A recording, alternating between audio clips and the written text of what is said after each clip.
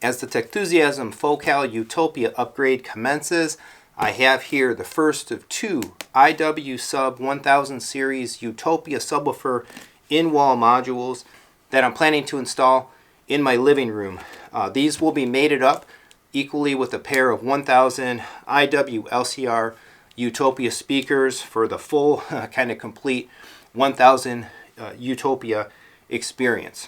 I did the whole video just recently where I kind of laid out the entirety of the project, both the scope of the Utopia upgrade for the home theater room that I'm in right now, again, as well as the living room to come. The equipment has just started to arrive, and the first of the subwoofer modules is here. So I've already opened up the tape, but let's here in this video do a first look, an unboxing, a first take, talk about the specs and some of the interesting details and elements of the subwoofer, this in-wall subwoofer, and talk about how it's going to integrate in the system and all of the fun details about it.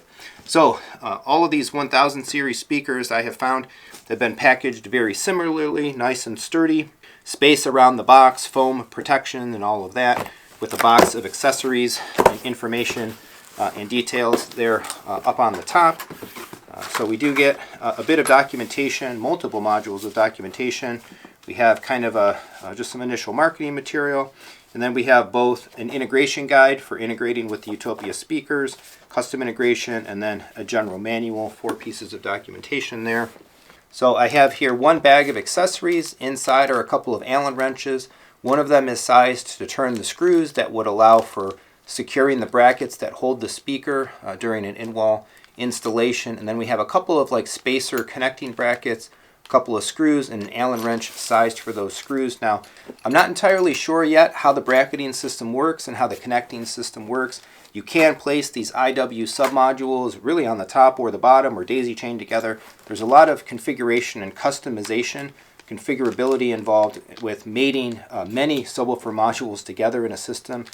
If you wanted to do that, they all come again with the same basic set of accessories, so each subwoofer of these that you may consecutively add would have its requisite connection pieces and integration pieces. So when we get to the actual installation part for the living room install, putting the Utopia speaker together with the Utopia subwoofer, we'll be able to comment more specifically, hands-on on the details of connecting all of these things. Now we have a variety, 4 different grill cover brackets. We'll get to that in a second. All of the 1000 series speakers that I have opened so far, they all have magnetic grills. They all come with these cover plates, so if you're doing dirty work in the room after the speaker, in this case the subwoofer, has already been installed, you can magnetically attach that cover and keep it clean and dust free. We have the grill here, white paintable grill, and it does come like they all have with some darker type of like backing material that you can choose to use if you would like to obscure the ability to see the subwoofer and the drivers and such through the grill. I should point out that the grill here has these beveled edges, and again, that's where these brackets come into play. So you would not use the grill only unto itself on the speaker. You want to cap the grill off with these brackets, so we have kind of a general top piece if we were just using the subwoofer independently. We have the top piece there, and we have 2 different brackets essentially for the bottom or the side that have the Focal logo. One of them has the Focal logo vertically, one of them has it horizontally, so if you were installing vertically or horizontally for the subwoofer, you would be able to have the logo be in the proper orientation. And then for that integration aspect where we're tying together either multiple subwoofers or other 1000 series speakers with the subwoofer, we do have the connection bracket. So the 2 speaker grills would kind of meet up together where the speakers meet together, and you would put this connecting bracket over to hide that seam essentially between the speaker and subwoofer elements. We also have our cutout template. I like how they do this. It has 3 holes in it, makes it very easy to hold up to the wall. Sturdy cardboard, very easy to get level and exactly where you want it on the wall. Draw your outline, make your cuts with confidence. I appreciate that. I think that's much better than just having like a flimsy piece of paper instead. So we'll take this out, and we have our top level of cardboard. We have some spacing all around, 2 levels of foam, or 2 sections of foam I should say, and cardboard on the top and bottom. of the subwoofer. We also have one other cable, one other accessory, a cable stuck in to the edge of the box here.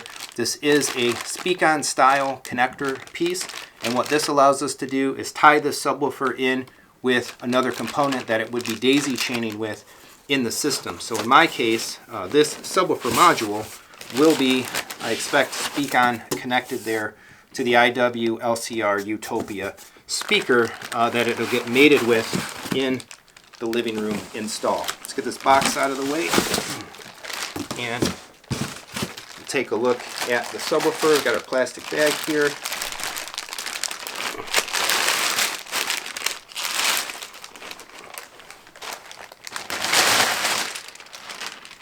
So very, very similar design sense and build quality and all of that as within the rest of the 1000 series lineup. Focal printed at the top along with the Utopia name there. We have a 3D Focal logo on the bottom. All of our connection points are magnetic connection points, again for the grills or for the protective cover if and when we need to use it. 1, 2, 3, 4 different screw terminals on each side. Those flip out these brackets that we can see there, and again lock the subwoofer into its in-wall installation. Now driver wise, we're looking at 3 6.5-inch bass drivers with the W cone material. Lower sensitivity on this than the speakers usually tend to carry, 83 dB, and frequency range is spec'd at plus or minus 3 dB at 40 Hz to 2.5 kHz. So this thing isn't digging as deep as some 18 or 21-inch subwoofer, but I think we'll do pretty good with it, especially once we get it installed, running in the room, get some room gain, get Arc Genesis running through it in conjunction, again, with integrating with the Utopia speaker. Now, impedance is selectable and managed depending on what you're connected to, how many of the subwoofer modules you get. So that's definitely some variability involved in the impedance load. In terms of sizing, the subwoofer itself is just a little over 21 pounds, 27 pound shipping weight, about 21 pounds for the subwoofer and for its speaker grill itself. We are looking at a little less than 2 feet long, 12 inches wide, and 4 inches deep. All of the 1000 series speakers and the subwoofer modules occupy the same width. They're all 12 inches at their face. They all use the same width of cutout, so you can put a bunch of these together in a strip, manage your cutouts, and everything integrates very nicely. 4-inch deep allows you to fit this thing basically in just about any general type of wall build stud type of wall installation. If we take a look around the subwoofer, again, this is a sealed sub, the 1000 series, except for some of the in-ceiling, the smaller in-ceiling modules, but all of these in-wall modules are sealed designs, back plate securely screwed in there, sealed all around. We do have our 4 brackets per side there for a nice sturdy hung installation. We'll go top first, and if you watched my IWSUB Utopia unboxing, you'll see a very similar build out, a very similar structure here, similar spacing, similar tabs. We have our speak-on connection for, again, daisy chaining a bunch of these together or connecting to a speaker module. In this case, if the speaker module would have been sitting above it, we'd be connecting to the speak-on connector here. Flip around to what's the bottom, and we can see a few things. Very similar bracketing, again, because it's made to go together modularly in a bunch of different ways. We have our speaker terminals. These are kind of spring-loaded, tensioned binding post, single pair of binding posts here. And we have 1, 2, 3, 4 of these U-shaped banana plug style jumpers or connectors, which, depending again on your configuration, the specific details of your install, you would be able to set these accordingly depending on what you're integrating with. I will have to figure out the details again of setting all of this stuff up in conjunction with the jumpers and the options and the configuration options that are available on the Utopia speaker. So again, for me, these are going in a living room setup. It's going to effectively be, I don't know technically whether we'll call it a 2.2 channel still or just a 2-channel kind of full range speaker setup, but in any case, a pair of the Utopia speakers and a pair of the Utopia subwoofers will replace the IWSUB6s and the pair of triad bronze subs that I have running in the room. I'm looking for detail, and I think I'll get all the bass that I need for that room, all the bass technically that room can handle out of this setup. I'm very curious to see how it performs. I'm very excited about having a whole kind of cohesive unit, again, of the two Utopia pieces running together. Now, I do intend to be driving these things with some combination, hopefully, of my existing NADM23 two-channel amplifier. I may end up picking up a second one. That's something that I need to spend some time kind of further speccing out, understanding the details, again, of crossing this thing over, integrating it with the Utopia speaker, the jumpers, which binding posts we're going to be using, and all of that, whether we need 3 different amplifier channels per kind of subwoofer speaker combination. Will we get away with 2? But I will be talking with the folks at Focal about that. We'll get everything kind of properly specced out, and I'll be back in future content to talk about where we ended up and how everything finished. So super excited about this. Just waiting for the others to come. We got to get some other kind of physical work done in the living room to be able to facilitate the install, and away we'll go.